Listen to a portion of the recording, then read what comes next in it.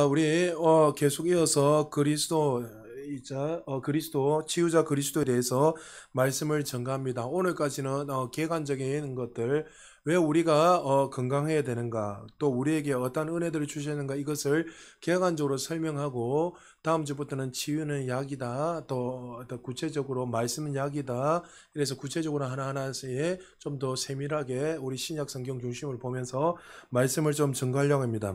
오늘 본문에 우리가 금방 읽은 것처럼 이 사람이 지금 어떻게 살아가는가 우리가 보면은 신앙생활 믿음이 좋은지 좋지 않은지 굳이 나눈다면, 이 사람 지금 어디에 지배를 받고 살아가느냐 보면은 이 사람이 어떠한 수준이 있는지 알 수 있습니다. 우리가 15절은 읽지 않았지만 15절에 보면 이렇게 말합니다. 그런즉 어찌하리요? 우리가 법 아래에 있지 아니하고, 이스라엘 백성들에게는 율법이죠, 있지 아니하고 은혜 아래에, 예수 그리스도의 그 구속의 은혜 아래에 있기 때문에 우리는 죄를 지을 수 없다. 자, 우리는 죄를 지을 수 있어요, 없어요? 정확하게 이야기하십시오. 죄를 거듭난 사람들은 죄를 지어요, 안 지어요? 이게 바로 또 헷갈리기 시작한다. 거듭난 사람이 어떻게 죄를 짓습니까? 또 흥분하면 시작하기 전에. 여기 분명히 말하고 있잖아요. 우리는 이제 율법 아래 있지 않고 은혜 아래 있기 때문에 우리는 죄인이 아니라는 거예요. 할렐루야. 여러분, 이걸 자꾸 인식하세요. 그러니까 말씀을 듣는 것이 너무나 중요하다는 게, 우리는 여전히 우리의 마음속에 나는 여전히 아직도 죄인이야, 내 삶을 보면 또 죄를 짓고 있는 내가 어떻게 의인이 될 수 있어. 여러분 지금 만약에 그런 생각 가지고 있으면 구원 못 받아, 천국 못 갑니다. 여러분, 제사함을 받아야 구원받는 거예요. 할렐루야. 그럼 우리는 이미 예수 그리스도의 그 속량의 은혜로 말미암아 구원받았잖아요. 할렐루야. 그럼 우리 안에 어떻게 해요? 제가 주관합니까, 못합니까? 주관할 수 없습니다. 조건은 거듭난 사람들은. 할렐루야. 그렇기 때문에 밑에서 쫙 읽으면서 너희가 지금 어느 지배 아래, 율법 아래 있느냐 은혜 안에 있냐, 그것을 보면 너희들이 자유자이냐 아니면 자유하지 못한 자인지 우리가 알 수 있다는 거죠. 예수 그리스도 통해서 우리에게 속량의 은혜를 주시고 구원의 은혜, 또 우리에게 신성한 건강을 이미 다 주셨는데 불구하고 우리 여전히 그 말씀을 받아들이지 않고 그 주님의 그 사랑 안에 머물러 있지 않는다면, 그 사람은 여전히 하나님의 자녀인데도 불구하고 죄 아래서 눌림과 고통을 받으면서 살아갈 수밖에 없을 것입니다. 그런 사람들에게는 결론 어떻게 해요? 그 사람에게는 생명의 역사가 일어나는 것이 아니라, 정말 거듭난 사람들은 구원은 받겠지만 삶 속에서 그 구원의 은혜의 축복, 특별히 우리에게 신성한 건강을 주시고 치유를 이미 주신 그 은혜를 누리지 못하고 늘 고통받으면서 살아갈 수밖에 없다는 거죠. 이주연의 여러분 기억하십니까? 많은 사람들은 이렇게 의도적으로 이주연이 했던 거 잠시 한 번 더 설명을 하고 오늘 보면 이야기할게요. 많은 사람들은 치유에 대해서 이야기하면 우리 하나님께서 우리에게 질병을 주셨다, 허락하셨다, 이렇게 잘못된 과거의 어떤 여러 가지 율법적인 생각들, 또 자신의 어떤 경험과 체험을 가지고 또 샤머님에 빠져 있고, 또 우리가 어릴 때부터 자연스럽게 눈에 보이는 현상을 따라 살아가기 때문에 그 과학적 근거, 또 이성적인 논리와 생각을 가지고 그것을 당연한 듯이 받아들인단 말이죠. 그래서 그것을 가지고 우리가 이 정도면은 내게 질병이 올 것이고, 또 내가 가을이 지나가고 겨울이 오면 또 나는 그냥 병이 들 것이고, 허리가 아프면 비가 내리든지 뭐 이렇게 자연스럽게 어떤 우리가 살아가면서 보이는 환경을 통해서 우리가 받아들이고 살아갈 때가 많이 있다는 거죠. 그래서 이 질병도 동일하다는 거죠. 우리가 이 진리의 말씀, 이 말씀으로 새롭게 되고 거듭남에 불구하고 하나님이 은혜의 말씀, 이 진리의 말씀을 우리에게 의탁하셔서 이것을 통해서 우리를 선한 길로 인도하시는데 불구하고 이 주시는 풍성한 은혜를 받는 것이 아니라 여전히 내 자신의 사고와 경험을 가지고 살아간다는 거죠. 그래서 어떤 사람 오면은 알약을 더 의지하게 되고 의사를 더 의지하게 되고, 사실은 코로나 걸렸을 때 하나님의 진리의 말씀보다도 우리가 그렇잖아요. 일반적으로 정말 이 알약을 뭐 하나 먹으면 어떻게 우리 인식 속에 먹으면서 이 알약을 먹으면 나을 거야, 이 믿음이 우리에게는 사실 더 많다는 거죠. 그러나 여러분, 우리는 어떤 눈에 보이는 그것이 우리를 새롭게 하는 것이 아니라 하나님의 말씀이 우리를 새롭게 하는 거예요. 그래서 여러분들이 삶 속에서 잘못된 정보를 우리가 말씀을 통해서 하나하나씩 바꿔요. 여러분 뭐 병원에 가지 마라, 여러분에게 질병이 걸렸는데 병원에 가지 말고 그냥 끙끙거리다 살아, 이 이야기하는 거 아니란 말이죠. 우리가 지금 진리로 나왔고 말씀으로 나왔기에 우리는 하나님의 자녀들은 어떻게 살아니? 그래서 많은 사람들이 예수님이 어떻게 우리에게 사랑하는 자들에게 질병을 주셔서 그것을 통해 연단하셔서 우리를 더 좋게 만드시기 위해서 질병을 주셨다. 근데 성경 어디를 찾아봐도 하나님은 우리에게 질병을 주신 적이 없다는 거예요. 왜요? 하나님은 사랑이시기 때문에. 할렐루야. 근데 만약에 하나님이 우리에게 질병을 허락하시고 주셨다면 어떻게 제일 먼저 예수님 오셔서 하나님의 자녀들을 질병을 낫습니까? 그리고 믿는 자들에게는 이러한 표적에 따라 손을 얹어즉 나으리라고, 너희들이 분명히 귀신을 쫓아내고 또 병자들이 분명히 치유해라 했습니다. 어떻게 하나님이 질병을 주시는데 오히려 또 반대로 질병을 나서라고 그렇게 말할 수 있냐는 거예요. 성경의 말씀과 지금 우리가 가지고 있는 것들이 맞지 않다는 거죠. 예수님이 이 땅에 오신 이유는 뭡니까? 양을 어떻게 해요? 풍성하기 위해서, 생명을 주시기 위해서 주님이 오셨습니다. 구원 안에 구출하다, 해방하다, 형통하다, 번성케 하다, 이 모든 것이 구원 안에 다 포함되어 있다 했잖아요. 건강을 다 포함되어 있다.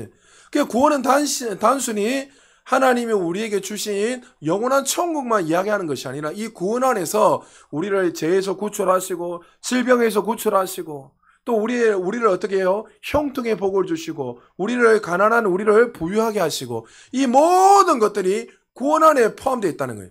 우리가 거듭날 때 이미 그 은혜가 우리에게 다 부어진다는 사실을 믿으시기 바랍니다.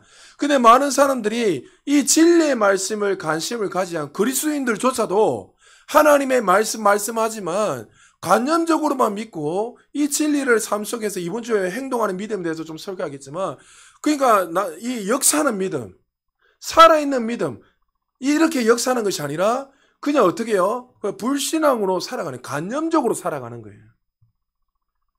여러분, 행함이 없는 믿음은 죽은 믿음이라 했잖아요. 야고보가. 근데 이 야고보 서신이 누구에게 이야기합니까? 유대인들에게 이야기한 거예요. 유대인들의 구원과는 뭡니까? 이신칭의가 아니었습니다. 오직 믿음으로 구원받는 것이 아니었습니다. 그들의 구원과는 두 가지입니다. 주일날도 설교하겠지만 두 가지입니다. 첫 번째는 아브라함의 혈통. 아브라함의 혈통으로 낳은 자가 구원받을 수 있는 거예요. 아브라함의 피로. 그리고 두 번째 뭡니까? 세상 어느 누구에게도 줄 수 없고 우리에게만 유일하게 준 뭐예요? 율법. 율법을 지킴으로 구원받는 거예요.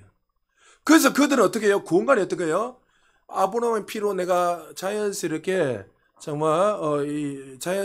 내가 이 믿음의 조상의 자녀가 되어서 나는 당연히 구원받을 것이고, 그리고 율법을 지켜야지만 구원받니 그들은 어떻게 해요? 계속 행위만 살아가는 거예요. 율법적으로. 그러니까 야고보가 어떻게 해요? 균형을 가지라고 이야기하는 거예요. 그 이야기가 야고보에서 쫙 설명하고 있는 거예요. 그러니까 우리가 하나님의 이 진리의 말씀을 정확하게 모르고 하나님이 우리에게 주신 그 축복도 하나님이 우리에게 어떤 분인지 정확하게 모르면 마치 하나님은 우리에게 폭풍을 주시고 우리에게 질병을 주시고 우리를 가난하게 하시고 우리에게 하나님 말씀에 순종하지 않으면 매를 들여서 때리신 하나님, 두려운 하나님, 공포 하나님으로 생각할 때가 많이 있습니다. 그래서 하나님은 사랑이시기에 결단코 하나님 자녀들에게 그런 질병도 주시지 않으시고 가난도 주시지 않으시고 우리에게 풍성하게 하시고 우리를 더 부유케 하시고 우리를 더 좋은 길로 인도하시는 좋으신 하나님인 것을 믿으셔야 됩니다. 그래서 우리는 항상 이 공부를 하면서 여러분 아는 것으로 끝내지 마시고 말씀을 들으면서 먼저 하나 알아야 되는 것은 이 말씀을 들을 때 여러분들 갈망이 있어야 돼요. 하나님, 이 말씀이 내가 이 시간에 내 심령에 갈망할 때 여러분을 변화시키는 분은 성령 하나님밖에 없습니다. 할렐루야. 여러분들이 마음밭을 딱 창고를 닫고 여러분들이 뭐 그런갑다 이렇게 하면 역사하잖아요. 그러나 마음문을 활짝 열고 정말 어린아이 같이 겸손한 마음으로 정말 심령이 가난한 자는 천국이 너희 것이라는 것처럼 그런 정말 주님을 향한 갈망하는 마음으로 여러분들이 말씀을 들을 때 여러분 안에 계시는 성령님께서 역사하셔서 여러분들에게 계시를 더 부어주시고 더 좋은 길로 인도한 것을 믿으시기 바랍니다. 온전한 말씀과 정보가 내 안에 들어오면 우리가 반드시 해야 될 것이 뭐냐면 우리의 생각과 태도와 말과 행동을 이제는 어떻게 해요? 모든 것을 하나님의 말씀 앞에 일치시키며 나가는 것이 여러분의 먼저 태도가 그렇게 돼야 돼요. 그러니까 거듭난 하나님 백성들은 항상 하나님 말씀은 오롯이다는 것을 인식을 하고 우리의 어떤 생각들, 우리의 태도를 이제 말씀으로 바꾸어서 나아가지 않는다면 여러분의 삶에 어떻게 해요? 바른 행동과 바른 태도를 바꾸지 않으면 결단코 우리의 삶에 변화는 일어나지 않을 것이고 전진은 없을 것입니다. 그러나 반대로 하나님 주신 이 진리를 향해서 여러분이 떨어졌을 때 우리 행동과 태도와 생각을 바꾸고 그 하나님이 요구하시는 그 행동대로 걸어가기만 하면 우리의 삶은 시온의 삶. 시온의 삶은 어떻습니까? 여러분 십자가 이 복음만 깨달아도 축복이라 했잖아요. 근데 시온의 삶은 어떻게 해요? 그냥 정상에서 누리는 거예요. 정상에서 그냥 이미 하나님께 모든 시온의 삶을 주셨기 때문에 거기에서 할 필요가 없어요. 그냥 이미 예수님이 우리를 통해 예수 그리스도 십자가의 죽음을 통해서 거듭난 하나님의 백성들의 새 피조물의 계시 안에 있는 모든 자들에게 하나님이 구원의 은혜를 주신 걸 알기에 우리는 어떻게 해요? 이제 거듭났기에 하늘에 속한 자라는 걸 믿고 그 안에서 이제 주신 것을 그냥 믿으면 어떻게 해요? 취하면 될 거예요. 그래서 여러분이 명하며 여러분 안에 오늘도 뭐 설명했지만 선포하며 여러분 안에 권세가 있기 때문에 나타나는 거예요. 여러분 12제자들이 나중에 설명한 12제자들이 성령 받기 전에는 예수님이 뭐라 했습니까? 그들에게 권능을 주셨다 했습니다. 70인 제자들에게도 권능을 주셨다 했습니다. 능력은 있어요. 그러나 권세는 없었단 말이에요. 그러나 예수님이 모든 십자가의 구속 사역을 이루시고 완성하시고 올라가시면서 마태복음 28장 이후에 보면 어떻습니까? 하늘과 땅의 모든 것을 너희에게 어떻게 해요? 주셨노니. 할렐루야. 권세는 뭡니까? 말하는 대로 되는 거예요. 왕이 말하면 절대 거부할 수 없어요. 왕의 명령이 법이고 능력이고 권세로 나타나요. 무조건 나타나는 거예요. 그래서 거듭난 자들에게는 이 권세가 이미 다 주어졌기 때문에 그것을 통해서 우리가 이 말씀을 통해서 내가 누구인지 무엇을 가지고 있는지 또 하나님 우리에게 어떠한 은혜를 주시니 그것을 믿고 우리가 걸어가기만 하면 믿음으로 행동을 바꾸고 나가기만 하면 우리 안에 날마다 넘치는 은혜들이 부어지는 것을 기억하십시오. 많은 분들이 어떤 치유에 대해서 공부하고 여러 가지 번영에 대해서 형통에 대해서 공부할 때마다 대다수 많은 사람들이 어떤 지식에만 집중합니다. 한 가지 더 알려는 지식. 그건 나쁜 게 아니에요. 좋은 겁니다. 귀한 겁니다. 그러나 제 주변에도 많은 목사님들이나 주변의 성도님들 가운데서도 어떤 자료만 수집하기를 원하고 정말 하나님께서 원하시는 그것을 하지 않는다는 거예요. 자료를 아무리 많이 가지고 있다 하더라도 말씀이 말하는 대로 생각을 바꾸고 태도를 바꾸고 또 여러분 그 행동을 바꾸지 않으면 그의 삶 속에 하나님 풍성한 은혜가 나타날 수가 없다는 거죠. 그러나 우리가 하나님을 아는 지식이 좀 부족한다 하더라도 하나님 말씀은 항상 옳으시다는 걸 믿고 그 말씀 앞에서 내 생각이 잘못된 생각을 교정하고 바꾸고 태도를 바꾸고 믿음을 행동을 통해서 나아가게 된다면 그 삶에 예수님을 통해 주셨던 그 새피즘을 계시 안에 있는 모든 축복들이 우리에게 자연스럽게 나타날 수밖에 없다는 거죠. 그래서 여러분들이 공부하시면서 계속 여러분 안에 갈망이 일어나기를 지금 축복합니다. 여러분이 이제는 받는 자가 되었다면 이제 받는 자로 끝이면 안 된다 했잖아요. 제가.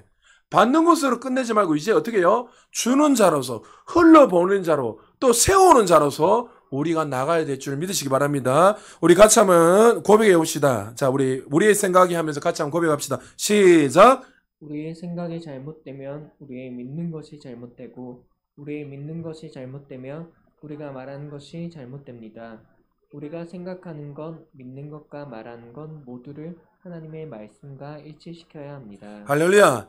우리의 생각이 잘못되면 뭐가 된다고요? 우리가 믿는 것이 잘못되고 우리가 믿는 것이 잘못되면 우리가 말하는 것이 잘못되고 우리가 생각하는 것, 믿는 것, 말하는 것 모두를 하나님 말씀과 일치시키면 그의 삶 속에 예수님께서 주셨던 그 새피즘을 계시 안에 있는 그 축복들이 우리의 삶에 날마다 흘러넘친다는 거예요.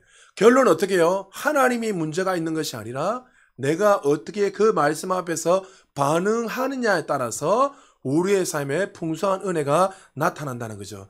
여러분 TV를 켜보면 수많은 정보 속에서 10가지 기사 중에서 거의 10일 정도, 거의 10개 중에 9가지는 다 부정적인 겁니다. 맞죠?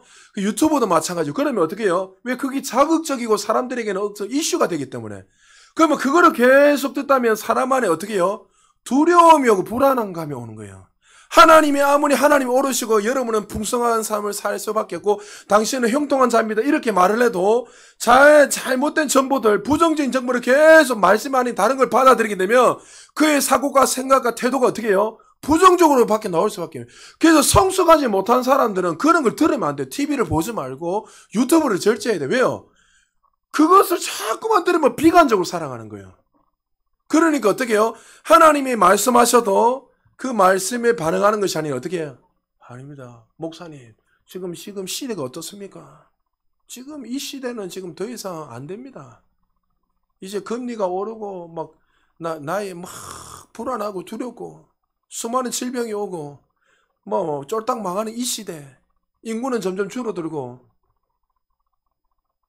여러분, 아닙니다. 하나님의 자녀들은 그 환경을 바라보는 것이 아니라 하나님의 말씀, 그 믿음으로 살아가는 거예요. 할렐루야.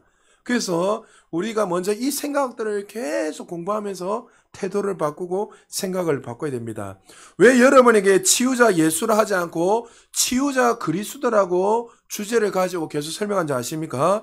예수님이 이 땅에 오셔서 하셨던 이 모든 사역을 이제 누구에게요? 그리스도인들에게, 교회에게, 거듭난 우리에게 주셔서 그 사역들을 계속 이어서 언제까지요? 주님이 다시 오실 그날까지 그 사역을 해라고 우리에게 허락해 주셨기 때문에 이제 어떻게 해요? 예수님이 아니라 치유자 그리스도가 바로 저와 여러분이 되어야 된다는 거지. 할렐루야. 그래서 구원이 모든 사람에게 필요한 같이 치유도 모든 사람들에게 필요합니다. 내가 치유를 받고 이제는 어떻게 해요? 내가 치유를 하는 자로, 섬기는 자로 나아가야 됩니다. 자, 마가복음 16장 17절에서 18절 우리 같이 한번 읽어볼까요? 시작. 믿는 자들에게는 이런 표적이 따르리니 곧 그들이 내 이름으로 귀신을 쫓아내며 새 방언을 말하며 뱀을 집어올리며 무슨 독을 마실지라도 해를 받지 아니하며 병든 사람에게 손을 얹은 즉 나으리라 하시더라. 아멘. 믿는 자들, 거듭난 자들에게는 이러한 표적이 따르니 하면서 쫙 설명하고 있는데 이것이 저와 여러분들의 정체성이에요. 할렐루야. 여러분의 정체는 믿는 자가 손을 하면 당연히 낫는 것이고 여러분이 가는 곳마다 귀신이 떠나가고 어떠한 독을 마실지라도 해를 입지 않는 것이 천국에 올라가는 것이 아니라 우리가 그런 신성한 건강으로 살아가는 거예요. 왜 많은 사람들이 우리는 인식을 하고 신성한 건강을 인식하며 살아가는데 왜 어떤 사람은 계속 질병이 걸리고 아플까요? 여러분 계속 말씀의 지배를 받아야 돼요. 지배를 받는다는 건 그 생각과 태도를 계속 바꿔가고 어떤 상황이 주어질 때 말씀이 말하는 대로 언제까지요? 그 말씀이 말하는 대로 우리의 삶이 이루어질 때까지 계속해야 돼요. 왜요? 말씀은 진리이기 때문에 변함이 없단 말이죠. 하나님의 말씀은 어제도 오늘도 동일하시다. 할렐루야. 예수 그리스도가 동일하시고 영원하시다 했잖아요. 그 말씀을 지키고 행하는 자가 영원하다. 그러면 이 변함없는 말씀이 나타날 때까지 어떻게 해요? 여러분이 계속 그 말씀 앞에서 내 삶을 양보하고 계속 걸어가기만 한다면 어떤 질병 걸리면 어떤 사람은 두 종류가 있어요. 여전히 그리스도 안에서도 두려워하는 사람이 있습니다. 걱정하고 왜 이전에 내가 어떤 질병 걸렸으니까 그것 때문에 또 내가 이 질병 걸리면 어떻게 하는가. 여러분 그럴 때에 이렇게 좀 생각을 바꾸십시오. 자, 극단적으로 조금 갈게요. 여러분 그 질병 걸려 죽으면 천국 가잖아요. 할렐루야. 여러분 뭐 죽으라 이 말이 아니라 이 죽음에 대해서 두려워하지 않는 사람은 어떤 상황이 와도 승리할 수 있어요.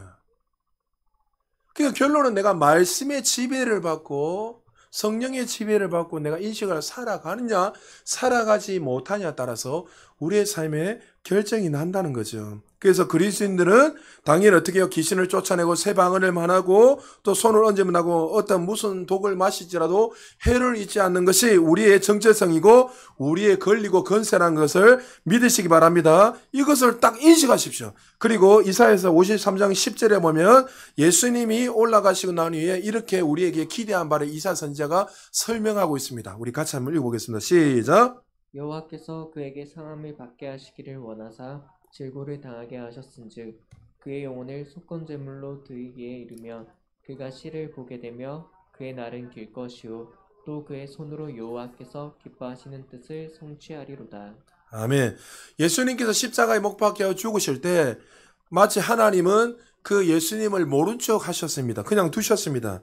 예수님이 영혼이 속죄 제물로 하나님께 드려졌을 때 하나님은 그를 죽음을 통해서 누굴 보셨어요? 예수 그리스도를 이어서 하실 그 모든 사역을 할 수 있는 하나님의 사람들, 하나님의 씨를 봤다는 거예요. 할렐루야.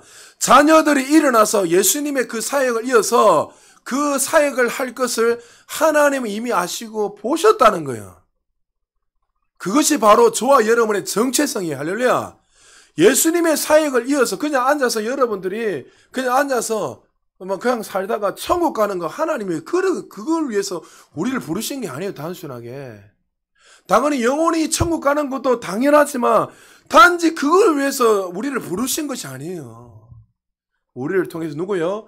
예수님의 사역을 이어서 주님이 다시 오실 그날까지 교회가 우리가 예수님의 손과 발이 되어서 그 진리를 증거하라고 우리를 부르셨다는 거죠. 지금 수많은 믿지 않는 자들이 지금 이 사역을 하고 있는 정말 그런 피조물을 고대하고 있습니다. 그래서 로마서 8장 19절에 피조물이 간절한 기대를 가지고 하나님의 아들들이 나타날 것을 기대하고 있다. 그게 저와 여러분이에요. 할렐루야. 저와 여러분이에요. 늘 말했지만 세상은 점점 여러분 난리와 기근과 전쟁이 자연스럽게 계속 일어날 거예요. 이거는 마지막 때는 자연스럽게 그것 때문에 두려워하지 마세요. 이거는 자연스럽게 일어나는 거예요. 성경에서 분명히 말해요. 그러나 이제 이런 일들이 일어날 때마다 우리는 어떻게 해요? 하나님의 자녀로서 이제 마지막 때가 됐다는 거, 주님이 언제 오실지 알 수는 없지만 우리가 어떻게 해요? 하나님의 아들들로서 예수 그리스도의 그 사역을 대신해서 주님이 다시 오시는 그날까지 이 일들을 하셔야 됩니다. 예수님도 공생의 기간 동안 제자들에게 하나님의 나라가 가까이 왔다면서 끊임없이 그들에게 말씀하셨고, 마태복음 10장에 보면 12제자들에게 더러운 귀신을 쫓아내며 모든 병과 모든 약한 것을 거치는 건세가 아니라 권능이라 했습니다. 마태복음 10장 1절에 분명히 권능을 주셨다는 거예요. 왜요? 권세를 그 당시에 누가 가지고 있었습니까? 예수님이 아직 십자가에 죽으시지 않았기 때문에 마귀가 이 땅의 주인이었기 때문에, 그래서 예수님이 십자가에 죽으셔서 3일 동안 지옥으로 지옥 화강을 내려가셨대죠. 왜요? 죄가 있어서 아닙니다. 아담의 범죄로 말미암아 그 모든 권세와 능력이 합법적으로 누구에 넘어갔습니까? 마귀에게 넘어가기 때문에 예수님이 말씀대로 모든 것을 이루셔서 내려가서 지옥에서 어떻게 해요? 그 천국이 이 모든 열쇠, 이 권세를 가져오시면서 이 땅의 주인이 누구라는 걸 선포하는 거예요. 이제 예수님을 선포하고 그 천국의 열쇠, 이 권세를 이제 올라가시면서 누구에게 주셨습니까? 교회에게, 또 믿는 저와 여러분에게 주신 거예요. 그러니까 예수님이 당시에 살아계실 때는 제자들에게 권능을 주셨지 권세는 주시지 않았어요. 그리고 마태복음 28장 18절에 보니까 이제 예수님이 올라가시면서 제자들에게 말씀하십니다. 우리 같이 한번 읽어볼까요? 시작. 예수께서 나와 말씀하여 이르시되 하늘과 땅의 모든 권세를 내게 주셨으니. 할렐루야. 그러니까 제가 이 국어 대사전하고 원문에 찾아보니까 이 권세라는 내용이 권력과 세력을 아우르는 말 되고 세상을 다스릴 수 있는 능력, 그리고 남을 지배하고 복종시키는 힘, 그게 권세라는 거예요. 그러니까 여러분이 말하면 말하는 대로 이제 나타나는 거예요. 왜요? 하나님이 우리에게 그 권세를 주셨기 때문에. 누구를 통해서요? 예수 그리스도를 통해서 교회에게, 거듭난 저와 여러분에게 주셨다는 거죠. 자, 70인 제자들도 권세가 아니고 권능이라는 거 확인해 볼까요? 누가복음 10장 17절에서 19절까지 한 절 교독합니다. 70인이 기뻐 돌아와 이르되 주여 주의 이름이며 귀신들도 우리에게 항복하더이다. 예수께서 이르시되 사탄이 하늘로부터 번개같이 떨어지는 것을 내가 보았노라. 같이 읽겠습니다. 내가 너에게 뱀과 청가를 밟으며 원수의 모든 능력을 제할 권능을 주었으니 너희를 해칠 자가 결코 없으리라. 할렐루야. 그러니까 여러분에게 항상 예하를 때 그 이야기 했잖아요. 경찰이, 여러분 고등경찰이나 뭐 어떤 경찰이 호루라기 불면 써야 됩니까? 안 써야 됩니까? 서는 게 그게 권세라는 거예요. 이해되십니까? 우리는 하나님의 그 천국과 하나님의 왕국에 그 권세의 옷을 입으신 거예요. 그래서 여러분이 명하면, 하나님의 말씀 안에서 기능하면서 말하면 나타나는 거예요. 할렐루야. 그러므로 우리는 이제 이것을 인식을 하고 왜 우리가 건강하게 되는 걸 알아야 된다는 거죠. 병을 고치고 귀신을 쫓아내라고 분명히 말씀하셨습니다.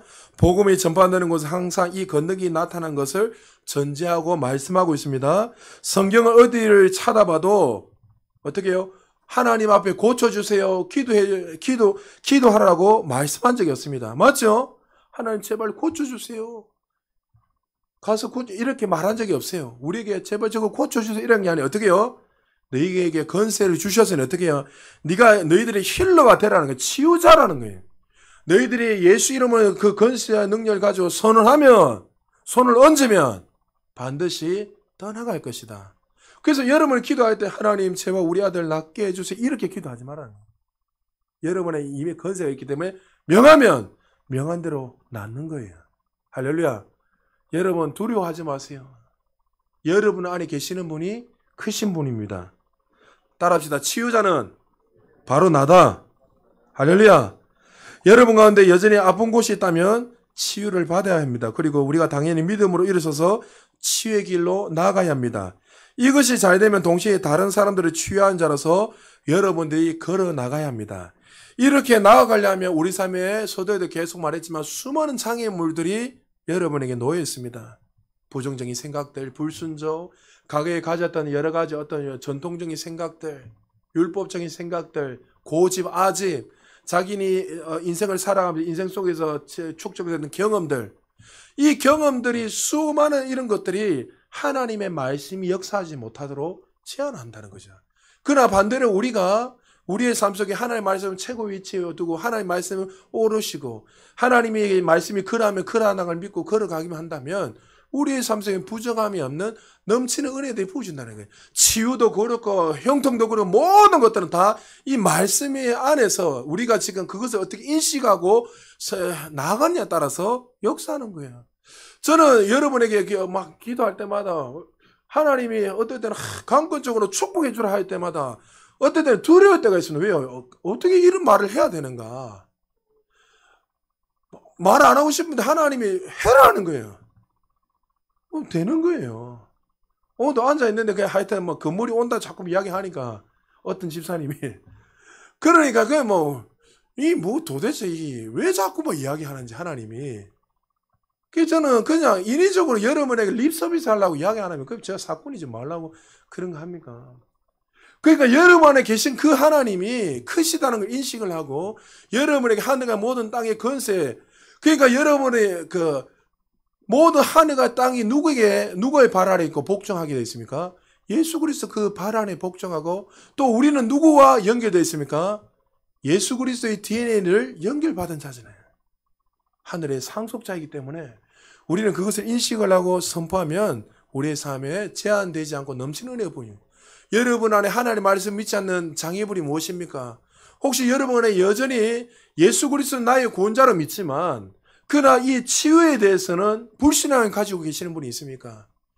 우리 부모님은 질병을 인해서 내가 예수를 잘 믿는 근사의 집사의 장로이고 어머니 아버지는 장로였는데 질병을 내어 죽었다.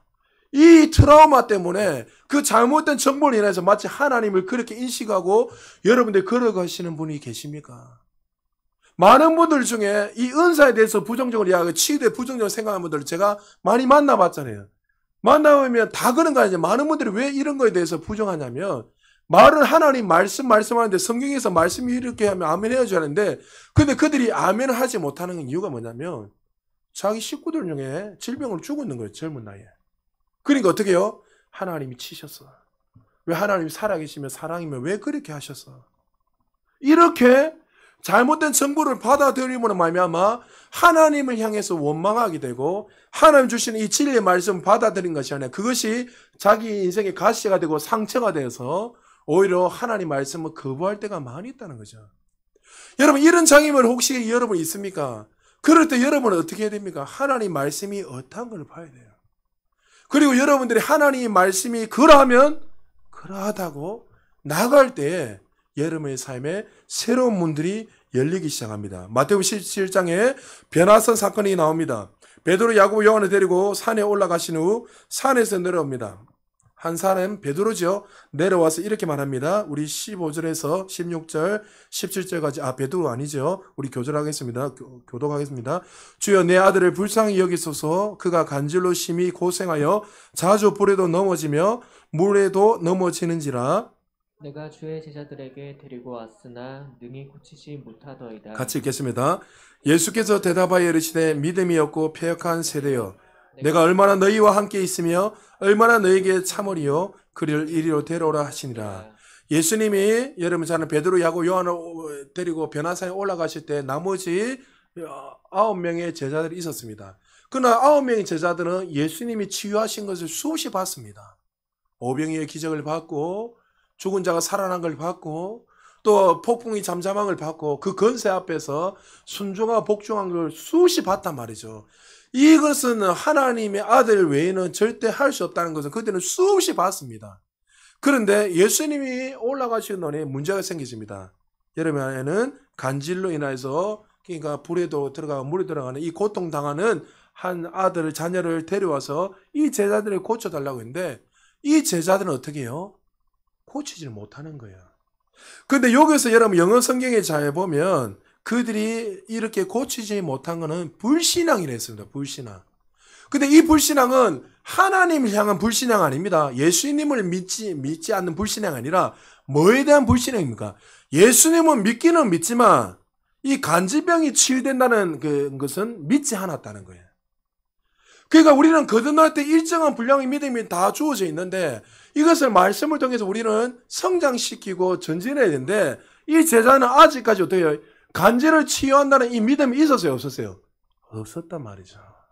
그럼을 인해서 하나님의 말씀을 받아들이지 않고 그들은 결단코 치유하지 못했다는 거죠.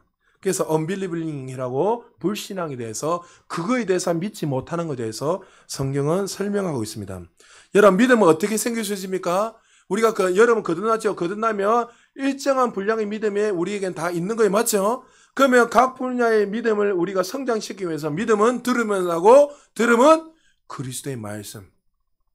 그리고 여러분에게 성령이 나타내면 이 말씀이 더 확정되고 나타나려면 어떻게 해요? 여러분이 행동할 때 그 말씀을 행할 때 여러분처럼 나타나는 거예요. 간접적인 믿음으로는 결단코 역사할 수 없습니다. 많은 그리스도인들이 간접적으로 신앙생활하기 때문에 어떤 어려운 문제가 생길 때 문제를 해결하지 못하고 두려워하고 그 삶 속에서 하나님을 불신하고 살아갈 때가 많이 있습니다. 우리는 신앙생활을 간접적으로 하는 것이 아니라 하나님의 말씀을 믿는 행하는 믿음으로 사는 거예요. 살아있는 믿음이 진짜 믿음이 행동하는 믿음이라는 거죠. 여러분 유대인들의 믿음의 근거는 뭐라 했으면 믿음은 말씀이었지만 그들이 믿는다는 걸 뭐 했어요? 믿음의 수반은 반드시 행동과 동일하다고 되어 있어요. 그들이 이것을 믿습니다 한다는 것은 간접적으로 믿는 것이 아니라 반드시 따라 나오는 것이 어떻게 해요? 행동으로 따라 나오게 있다는 거죠. 그래서 많은 사람들이 불신앙에 인해서 사로잡혀 있기 때문에 하나님의 말씀이 역사하지 못하고 치유를 받지 못하고 또 내가 치유자가 되지 못하고 살아갈 때가 많이 있습니다. 그래서 우리는 현장 속에서 끊임없이 교정을 받고 말씀 앞에서 교정받고 또 우리는 끊임없이 영광에서 더 크게 올라가요. 고린도후서 3장 18절 말씀처럼 우리는 말씀의 거울 원리를 통해서 그 말씀을 계속 들여다보면서 내가 누구이고 무엇을 가지고 있고 그 진리가 어떻게 말씀하는지 날마다 우리의 그 말씀의 거울을 통해서 우리가 어떤 존재인 것을 인식을 하고 그것을 바라보고 나가기만 한다면 우리의 삶에 부족함이 없는. 그래서 여러분의 삶 속에 나는 지금 내가 보니까 우리 회사는 이 정도밖에 수준의 돈을 줄 수 없어. 여러분 이렇게 인식하는 건 여러분들이 어떻게 해요? 말씀을 통해서 그렇게 인식을 하는 거예요. 그러니까 그 사람 수준에 맞춰서 그렇게 계속 평생 벌다 끝나는 거예요. 그러나 여러분 말씀의 거울 원리를 통해서 아니네 하나님이 이미 예수님이 가난히 나를 부유케 하셨기 때문에 나는 이 가난을 받아들일 수 없어. 나의 공급자는 사장이 아니라 하나님이시기 때문에 이 사실이 믿어지면요. 여러분 사장이 월급은 얼마 일정 분량밖에 안 준다 하더라도 어떻게든 하나님이 넘치도록 주십니다. 왜요? 사장이 그렇게 안 주면요. 또 다른 것을 열어서 주신단 말이죠. 그것을 경험하셔야 돼요. 그러니까 그것을 믿지 않으니까 본인이 믿음이 성장이 없으니까 생각을 바꾸고 태도를 바꾸지 않으니까 그렇게 평생 살다가 자꾸 원망하고 자꾸 내일에 대한 염려를 하고 걱정하면서 살아갈 수밖에 없다는 거죠. 사실 그 안에는 뭐가요? 뿌리 깊은 불신앙이 있는 거예요. 하나님을 향한 불신앙. 아, 이 분야성은 하나님이 하실 수 없어. 이 분야는 하나님이 하실 수 없어. 지금 봐. 지금 전 세계가 엉망진창인데 하실 수 없어. 여러분, 하나님이 말씀 한마디로 모든 만물을 만드셨는데 그 하나님은 우리 아버지시고 창조주시고 구원자 하나님이신데 여러분에게 더 좋은 걸 주시지 않겠어요? 할렐루야. 그 사실을 믿느냐는 거예요. 믿는 사람들이 치유에 대해서 너무나 막연하게 접근할 때가 많이 있습니다. 성경에 보면 하나님께서 영적인 축복을 이미 아들을 통해 주셨는데 우리 삶에 나타나야 되는데도 불구하고 많은 사람들이 다른 방식으로 받아들이고 살아갈 때가 참 많이 있습니다. 그래서 나타나는 방식이 일반적으로 두 가지인데 먼저 첫 번째는 뭐냐면 하나님 우리를 치유하실 때 이거는 뭐 일반적인 거 다 대다수 맞습니다. 어떤 사람 치유할 때 우리의 믿음과 상관없이 하나님 강권적으로 역사할 때가 있습니다. 강권적으로. 그러니까 이 강권적으로 역사하는 것들은 늘 말했지만 여러분 지금 금요일마다 우리 은사에 대해서 이야기하지만 믿음의 은사든 내가 믿습니다. 이게 믿음의 은사가 아니라 했잖아요. 믿음의 은사는 자꾸만 착각하는데 그것이 믿음의 은사가 아니라 믿음의 은사는 뭡니까? 내가 믿을 수 없는 상황인데 하나님께서 은혜를 보여주셔서 나는 지금 일 정도 수준에 밖에 믿음이 없어요. 나는 치유도 해본 적도 없고 뭐 어떤 감기도 낫은 적도 없고 또 휠체어 탄 자를 일으킨 적도 한 번도 없는데 언제 하나님 강권적으로 나에게 믿음을 부어주셔. 어떻게 해요? 네가 손 얹으면 반드시 나을 거야. 그 마음속에 얼마나 두려움이 있어. 왜? 이런 일 한 번도 해본 적이 없는데 근데 하나님이 갑자기 강권적으로 역사하셔서 그에게 믿음을 주셔서 손 얹은 게 나아버린 거예요. 할렐루야. 그게 믿음의 은사예요. 믿음의 은사. 마찬가지인 거예요. 치유도 하나님이 강권적으로 하셔서 치유할 때가 있습니다. 상황과 관계없이. 여러분의 부유도 마찬가지로 어떤 사람 그렇습니다. 그러나 그것은 일시적이에요. 왜요? 사람들은 그것을 경험하고 나면 나는 계속 되는 줄 알았는데 아니랬죠. 왜요? 우리의 믿음이 성장해야 되는 거예요. 성장하지 않으면 여러분 그거 해결되고 나면 원상복귀 되는 거예요. 결론은 내가 믿음이 얼만큼 성장하느냐. 이게 여러분의 인생의 관건이 달린 거예요. 두 번째는 하나님의 말씀의 원리에 따라가면 자연스럽게 이루어지는 거예요. 손을 얹어서 나으리라면 최종 권위를 하나님의 말씀. 여러분 우리가 어떤 거 세상에서도 재판을 할 때 고등법원 위에 대법원이 있잖아요. 대법원은 거기서 최종적으로 모든 걸 결정을 다 하잖아요.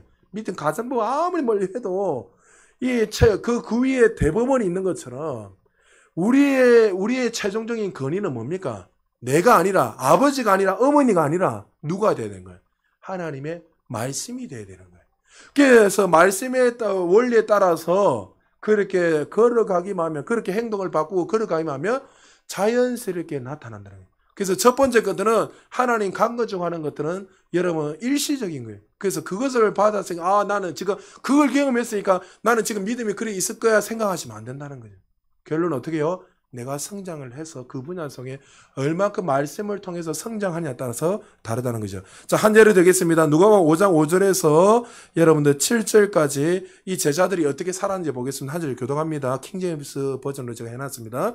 시몬이 대답하여 주께 말씀드리기를 선생님 우리가 밤새도록 애써 일하였으나 아무것도 잡지 못하였나이다. 그러나 선생님의 말씀에 따라 내가 그물을 내리겠나이다라고 한 후 그렇게 하였더니 굉장히 많은 고기가 잡힌지라 그들의 그물이 찢어지더라. 같이 읽겠습니다.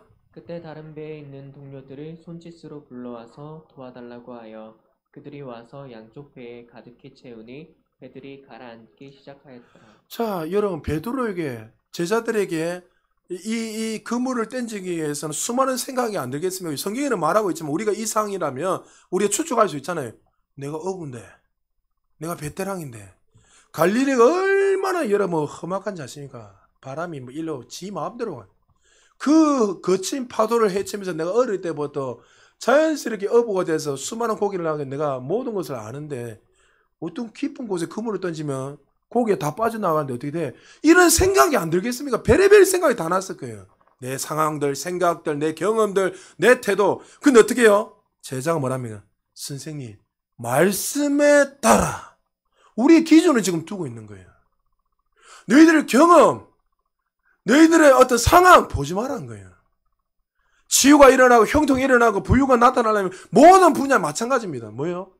말씀에 따라 너희 태도를 고정하고 나가면 어떻게 해요?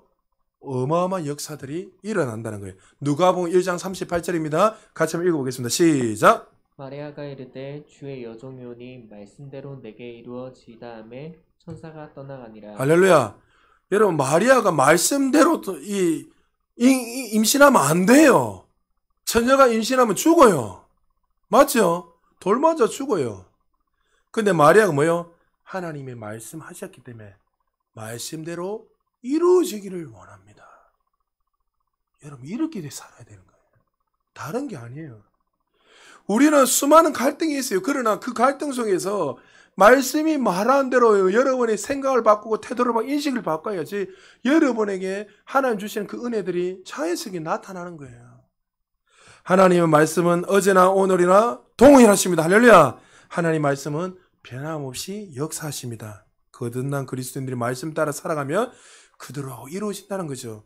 그리고 하나님께서 그분의 말씀대로 그리스도인들이 살아갈 것을 분명히 우리에게 말씀하고 있기 때문에 우리는 그렇게 살아야 되는 거예요. 자, 우리 쉬운 성경으로 제가 찾았습니다. 마태복음 4장 4절입니다. 우리는 개론하고 한 두 부분만 더 찾고 이제 마무리할게요. 자, 우리 같이 읽겠습니다. 시작. 그러나 예수님은 마귀에게 이렇게 말씀하셨다. 성경에는 사람이 빵으로만 살 것이 아니라 하나님의 모든 말씀으로 살아야 한다라고 쓰여 있다. 할렐루야. 하나님의 말씀으로 우리는 살아야 된다. 오직 의인은 믿음으로 산다는데 그 믿음의 근거가 뭐라고요? 하나님의 말씀. 내 경험, 내 느낌 아니에요. 여러분, 기도하다 보면 환상을 볼 수도 있고 기도하다 보면 막 예언이 터질 수도 있고 기도하다 보면 다행하게 입신도 하고 다행하게 할 수 있어요. 그러나 그렇게 한다 하더라도 결론은 뭐예요? 하나님 말씀이 어떻게 말하는가? 그것 중에서 분별하고, 제가 수요일날에도 여러분 안 들어보니 계시겠지만 수요일날도 그 이야기 했잖아요. 어떤 한 사람이 치유돼서 이야기를 했는데 기도하다가 기도하고 있는데 환상을 봤어요. 환상을 봤는데 하얀 옷을 입고 구름 가운데 하여튼 신사가 딱 와서 그 사람에게 이야기하는 거예요. 그 사람 지금 말기암 환자였거든요. 이야기하면서 여러분 성경에서 보면 구름이 하나님 임재를 상징한단 말이죠. 하얀 옷은 뭡니까? 예수 그리스도 상징할 수 있지만 거듭난 우리들을 구원받는 우리들을 이야기하잖아요. 그러니까 흰 옷을 입었으니까 당연히 그는 어떻게 해요? 영적 직감으로 딱 보니까 예수님이 그렇게 오셨다는 거예요. 구름 가운데 딱 임하니까 하나님 이제 예수님이 이렇게 이야기하는 거예요. 너는 질병으로 죽을 것이다. 여러분 어떻습니까? 그리고 나서 자기는 어떻게 해요? 그 상황과 성경 말씀 통해 보니까 하얀 옷을 입고 구름 가운데 임하셔서 하나님이 말씀하셨으니 나는 결단고 어떻게 해요? 이제 이 질병은 하나님 뜻이기 때문에 나는 이제 받아들이고 그렇게 살다가 천국 가야지. 맞습니까? 틀립니까? 그 사람 결론은 죽었습니다. 왜? 뭐가 틀렸지요? 은정아 뭐가 틀렸노? 예? 뭐가 틀렸어? 금방 목사님 이야기한 거죠. 뭐가 틀렸지? 네. 말씀이 뭐예요? 괜찮으면 강지사님 여기서 뭐가 틀린 것 같습니까? 틀려도 됩니다. 심각하게 일을 잊지 마시고 또 저보다 네. 그렇죠. 할렐루야. 하나님 우리에게 질병을 주시는 분이 아니에요. 할렐루야. 이 사실 아무리 그 눈에 봤을 때 한상 가운데 흰 옷을 입고 임재 가운데 있어도 그 사람이 그 집사가 하나님의 말씀이 무엇인지 알았다면 이것은 그런 상황이 있어도 이것은 거짓이라는 것을 알 수 있단 말이죠. 왜요? 하나님 우리에게 질병을 주시는 분이 아니기 때문에. 누구보다도 폭풍 왔을 때 폭풍을 잠잠케 하셨지요. 고난 받을 때 구원을 하셨어요. 궁핍할 때 오병의 기적으로 그들을 새롭게 회복시켜 주셨어요. 그분이 우리 하나님이신데 많은 사람들이 어떻게 해요? 그 하나님 말씀을 믿지 않고 어떤 상황, 경험, 느낌을 자꾸 받아들이고 살아가기 때문에 우리의 삶에 문제가 일어난다는 거예요. 여러분 가운데 기도할 때마다 환상이 보이는 분들이요. 그럴 때 여러분 항상 꿈으로도 보여주는 거예요. 그러면 여러분 어떻게 해요? 아무리 그게 선명하고 내가 원하는 대로 하더라도 하나님 말씀에서 반한다면 그건 개꿈이에요. 개꿈. 안 받아들여도 돼요. 그러나 그 한상이나 다행을 하나님이 이렇게 말씀 가운데 말씀을 통해서 반대되는 것이 없다면 그럼 그거 받아들여가면 여러분 삶에 풍성한 삶이 나타난다는 거죠. 자, 그리고 한 군데 더 찾아보겠습니다. 쉬운 성경 히브리서 4장 2절 같이 읽겠습니다. 시작. 우리도 그들과 마찬가지로 기쁜 소식을 전해 들었습니다. 그러나 그들이 들은 말씀이 자기들에게 유익이 되지 못했던 것은 그 말씀을 믿음으로 받아들이지 않았기 때문입니다. 예, 많은 사람들이 하나님의 말씀을 많이 알고 있지만 그들의 삶 속에 역사하지 못하는 이유가 뭐라고요? 믿음과 말씀이 하나 되게 일치되게 말을 하고 행동하지 않기 때문에 나타나죠. 여러분 99% 믿어도 1% 안 믿으면 믿는 거예요, 안 믿는 거예요? 안 믿는 거예요. 믿음은 100%입니다. 그래서 이 믿음이 어떻게 해요? 하나님 은혜로 주어지는 거예요. 할렐루야. 말씀을 계속 들으면서 하나님께서 어떻게 해요? 우리의 믿음을 성장시키는 거예요. 나는 주님 우리의 갈망도 있어야 되겠지만 우리가 갈망한다고 믿음이 성장하는 거죠. 그 갈망 안에서 성령께서 계시를 열어주셔서 우리를 성숙하게 성장시키는 거예요. 할렐루야. 그래서 우리는 어떻게 해요? 결론은 뭡니까? 그 말씀을 믿음으로 받아들이고 살아가야 된다는 거죠. 우리가 신앙생활 하다 보면 하나님께서 일시적으로 축복하실 때가 있고 그러나 그것은 오래가지 못한다고 아까 서두에 말했습니다. 그럴 때 우리는 필요한 것은 뭐냐면 요행을 바라며 살아가는 것이 아니라 우리의 삶의 각 분야 막연하게 하나님 갑자기 은혜를 부어주셔서 갑자기 천재가 되고 갑자기 내가 그냥 가만 앉아있으면 갑자기 부요가 일어나고 그거는 일시적인 그런 부요는 그때만 잠시 임했다가 다 사라집니다. 그렇게 유지하지 마시고 내가 이 말씀을 통해서 행동을 바꾸고 태도를 바꾸고 내가 계속 그 안에서 교정해서 수정해서 내가 성장만 된다면 여러분의 삶에 부족함이 없는 신성한 건강으로 또 부유한 인생으로 살아간다는 거죠. 우리의 삶 가운데 하나님께서 치유나 재정 분야도 똑같이 말씀하고 역사하고 있습니다. 그러나 우리의 믿음이 성장하지 못하면 그 축복은 결론적으로 지속될 수 없다는 거죠. 치유도 마찬가지입니다. 누구를 통해서 성령의 기름 부음이 갑자기 외부로부터 오셔서 기도했을 때 입에서 어떤 사람이 나왔습니다. 그러나 그 낳고 나서 결론은 뭐예요? 내가 성장시키지 않으면 더 큰 것이 와서 여러분들의 시험을 하고 유혹해서 더 넘어진다 했죠. 그래서요, 여러분 제 성경에 보면 예수님이 어떻게 해요? 네가 더 이상 죄짓지 않기 위해서. 그러니까 결론은 뭐예요? 그런 삶을 살지 말라는 거예요. 그걸 통해서 네가 이제 이길 수 있는 능력이 뭐냐? 말씀을 통해 네가 성장을 해야지만이 결론은 네가 사단을 통해서 오는 어떤 유혹들, 그 죄의 어떤 통로들을 네가 승리할 수 있다는 거예요. 그러나 일시적으로 누구를 통해서 치유받고 여러분 갑자기 부유가 임했을 때 여러분들이 성장하지 않으면 그 한순간에 돌아서면 똑같은 어떤 문제가 생기면 넘어져 버린다. 그러나 반대로 여러분이 그 믿음을 성장시키듯 그런 똑같은 문제가 그 다음에 왔을 때는 어떻게 내가 한번 이겼기 때문에 그런 문제가 이제는 걱정이 안 되는 거예요. 그건 이미 돌파가 됐기 때문에. 그러나 또 그것을 성장시키면 또 다른 분야를 통해서 여러분 계속 성장시키면 그것들이 계속 전진이 일어나서 영광에서 더 큰 영광이에요. 그러니까 여러분의 삶에 참 나는 여러분들 오늘도 설교를 준비하면서 지금도 하나님 저한테 주시는 말씀이 뭐냐면 가슴이 막 여러분을 모르지만 저는 막 가슴이 막 떨려요. 몰라요. 제가 원래 예배 때 하나님 이런 거 잘 안 보여주시는데 이런 거 될 수 있으면 제가 안 하려고 해요. 왜냐면 보여줘도 참 그러니까 여러분 안에서 막 하나님이 막 어떤 부유한 삶들을 누릴 걸 생각하고 재벌들이 일어나고 막 이런 것들이 자꾸 막 마음을 주시니까 막 저는 막 가슴이 막 설리는 거예요. 설려요. 그러니까 여러분들이 그런 갈망들이 있어야 돼요. 결론은 내가 어떻게 성장시키냐. 여러분 50원 100원 빼보려고 제가 이런 이야기하는 거예요. 제가 늘 말했잖아요. 저희 공급자는 여러분, 죄송하지만 기분 나빠하시면 여러분이 아니에요. 하나님이시지. 여러분들 목사가 아니고 하나님이시잖아요. 할렐루야. 하나님이 우리의 공급자시고 우리의 피난처 되시고 요새 되시지. 여러분 그걸 기억하셔야 돼요. 우리 한 절만 더 읽고 마무리할게요. 이 질병 걸려서 그들이 어떻게 됐죠? 요한복음 5장 14절에 이렇게 주님이 그 치유한 자들을 말씀하십니다. 같이 읽겠습니다. 시작. 그 후에 예수께서 성전에서 그 사람을 만나 이르시되 보라 내가 나았으니 더 심한 것이 생기지 않게 다시는 죄를 범하지 말라. 양문 곁에서 38년 동안 누워 있었던 이 자가 그의 질병의 원인이 뭐였다고요? 하나님이 아니라 죄를 범함으로 말미암아 왔습니다. 하나님이 낫게 하셨지만 그가 어떻게 해요? 그가 성장시키라는 거예요. 이제 그 죄를 짓는 그 삶으로 살아가지 말라는 거예요. 만약에 살아가게 된다면 나중에 사단이 또 공격하게 되면 너는 또 넘어질 것이고 또 그 삶에서 묶여서 살아갈 수밖에 없으니 이제 너는 거기에서 벗어나서 성장시키므로 말미암아 마귀가 조금 더 틈타지 못하도록 믿음을 말씀을 통해서 성장시켜서 나가는 거예요. 그래서 결론은 여러분들 우리의 삶에 제일 중요한 것은 이 어떤 누구를 통해서 은혜를 받고 어떤 뭐 역사가 일어나서 뭐 변화가 일어나 이것도 중요하죠. 이거보다 더 중요한 건 결론은 내가 이 말씀을 내가 믿음을 성장해서 어떻게 유지하면서 살아가는가 이것이 더 중요한 거예요. 그래서 여러분이 한 주 동안 사시면서 여러분들 가운데 다툼이 일어나고 그 다툼이 일어났을 때 내가 어떤 것을 말하고 태도를 받고 생각 한번 고민해 보십시오. 그러니까 여러분 이런 상황이 었을 때 내가 불평을 말하고 저주를 말하고 원망을 말했는지 아니면 그런 상황 속에서도 내가 태도를 조금 바꿔서 이것은 하나님께서 기뻐하지 않은 말이야 하면서 그것을 조금씩 절제하면서 내 태도를 바꾸고 생각을 바꿔서 하나님의 말씀대로 걸어가고 있는가.